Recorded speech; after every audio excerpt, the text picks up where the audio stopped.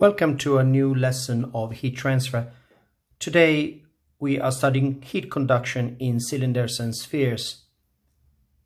And problems in these geometries are slightly more complicated than problems in plane walls because the cross-sectional area varies as we move away from the axis of symmetry in cylinders or from the center of the sphere. So from these points indicated from 0, here in this diagram we move away from it, so as the radius grows, the cross-section area that we encounter increases. The Q conduction can still be written in this form thanks to the Fourier's law of conduction. So Q conduction equal to minus K thermal conductivity times the area times dt dr. The cross-sectional area is A equal 2 pi RL.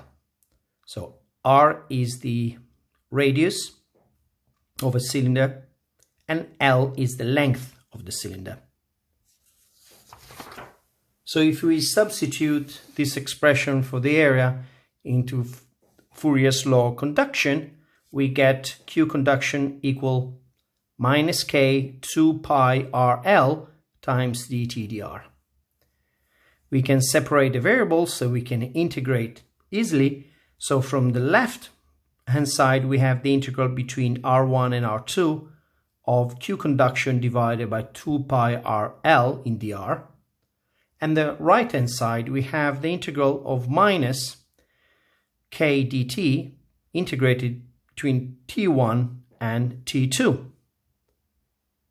So by integrating this, we get the Q conduction is equal to 2 pi Lk times the ratio between the difference of T1 and T2 and the log of the ratio R2 divided by R1. And we note here that we have a natural log because we're integrating 1 over R.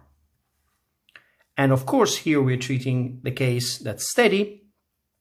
There's no heat generation and it's one-dimensional along R. If you recall, in previous lessons, we've studied the analogy between thermal networks and electric circuits.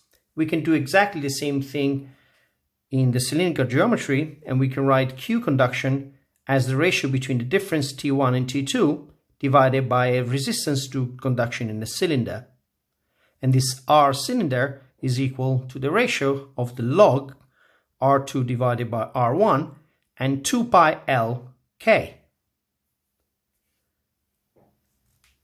This is for a cylinder. We can follow exactly the same procedure for a sphere.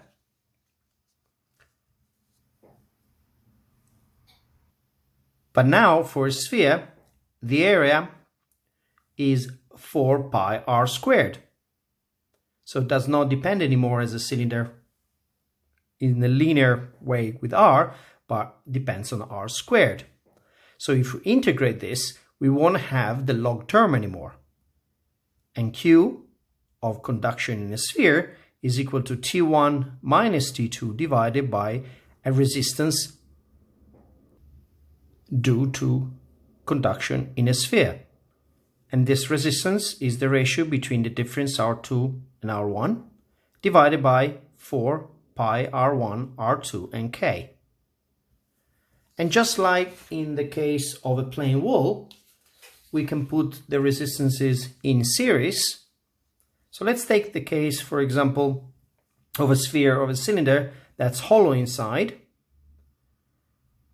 And so in general, we have some flow inside characterized by an heat transfer coefficient H1.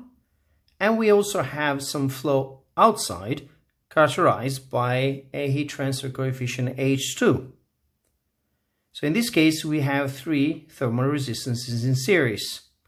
We have a resistance due to convection inside the cylinder, a resistance due to conduction in the solid part, and we have a resistance due to convection on the outside.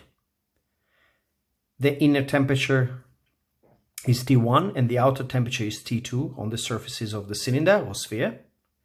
And we have the temperature T infinity 1, which is the temperature of the fluid inside, and we have the temperature T infinity 2 of the fluid moving outside of a cylinder or sphere. And here, in this one-dimensional circuit, we have a heat flow from the inside to the outside, for example, if T infinity 1 is larger than T infinity 2. And this is Q dot. So if you remember, in the case of plane walls, we could sum the resistances in series.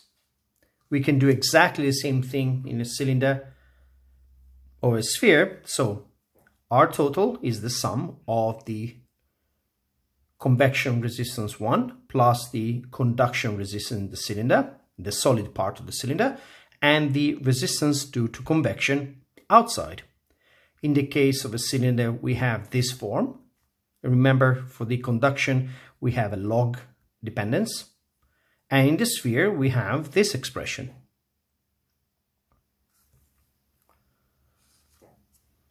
Now,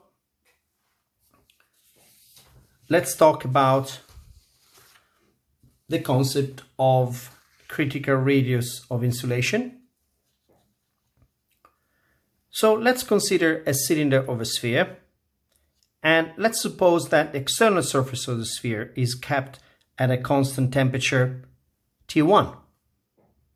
And we want to ask the question, what happens if a layer of insulating material is added around the cylinder of a sphere? The cylinder or sphere here is indicated in blue, and we have the outer surface of the cylinder or sphere at the temperature T1, and we add this insulating material here colored in pink. The flow outside is characterized by a convection coefficient H, and the insulating material has a thermal conductivity K. So the first thing that one might think is that, well, we increase the insulation around the cylinder or sphere and we keep the temperature constant, the outer surface of the temperature of the cylinder constant, so the Q flowing out of the cylinder or sphere must drop. But in reality, the situation is not so simple, because the conduction resistance is true, it does increase. But the convection resistance actually decreases, because the outer surface area of the insulating material increases, so we actually have more convection. So actually there is a competing effect between the conduction resistance and the convection resistance.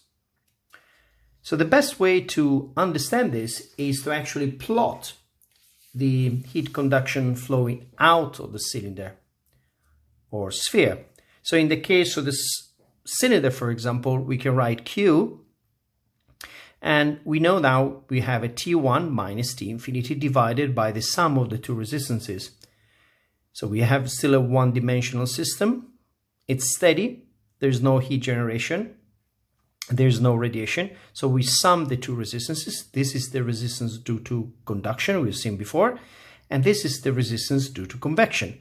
If we plot this as a function of the radius R2 of the insulating material, and we fix R1, which is the radius of the cylinder, we can see that initially for R2 smaller than a certain critical value RCR, the heat transfer actually increases. So we put in more insulating material and we extract in more heat, because in this part here, this situation, the convection is actually larger than conduction. But then if we increase the thickness of the insulating material even more, then the Q conduction decreases, because the thermal resistance due to convection is larger than the one due to convection. So we actually insulate in the material. So if you actually want to extract more heat, we should increase the thickness of the insulating material up to RCR, which is the optimum value. So what's this value, R critical? For a cylinder, is the ratio between the thermal conductivity and the convection coefficient. And remember, for these cases, we assume in H and K to be constant. For a sphere, instead, we have 2K divided by H. So this is a good exercise to actually find these two values. So the way to do this is to start from this expression of the, for example, for the cylinder, to start this expression and differentiate Q with respect to R2, set the derivative, the first derivative of Q with respect to R2 equal to 0, check that the second derivative is negative because the curvature here is negative, and we then solve for the critical radius. And also the final comment is that instead of for plane walls, the concept of critical radius is meaningless, because when we increase the thickness of the insulating material in plane walls, the resistance due to convection is always the same, whereas the resistance due to conduction increases. So Q always decreases. That's it for today. Thanks for listening. See you next time.